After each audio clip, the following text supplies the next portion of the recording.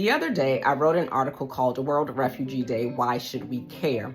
Let me explain what happened today at the Supreme Court because it'll help you to better understand why we should.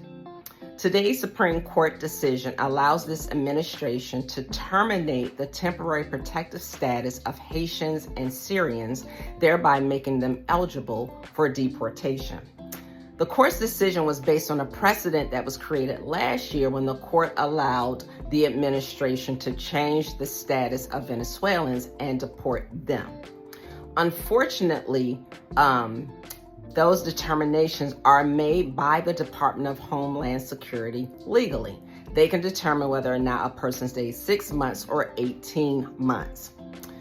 The connection with refugees is that the status, refugee or TPS holder, is very similar. Both of them are in the country for the same reason. There was either war, a natural disaster, or some type of epidemic or persecution that was occurring in the country that made it unsafe to stay or to return. The difference is how they get here. Refugees come after being vetted by the United Nations High Commission and selected by the United States to come here.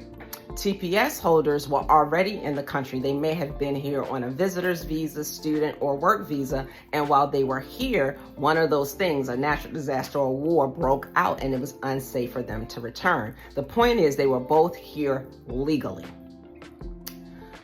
This administration has unfortunately created this negative narrative around Haitians, trying to justify the reason for their deportation.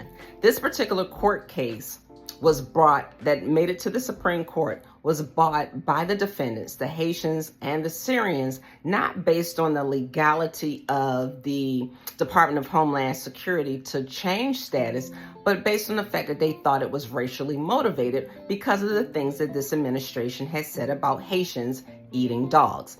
Unfortunately, Justice Alito, leading or writing for the conservative arm of this court, said that the decision to terminate was not racially motivated, and that the statements in and of themselves were not racial.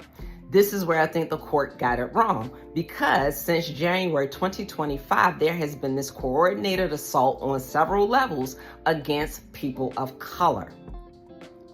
And for you now to select these people to deport them at a time when you have those countries, Syria and Haiti, on the do not travel list because of the violence, because of the humanitarian crises, because of the economic crises that are going on there, doesn't make sense. So we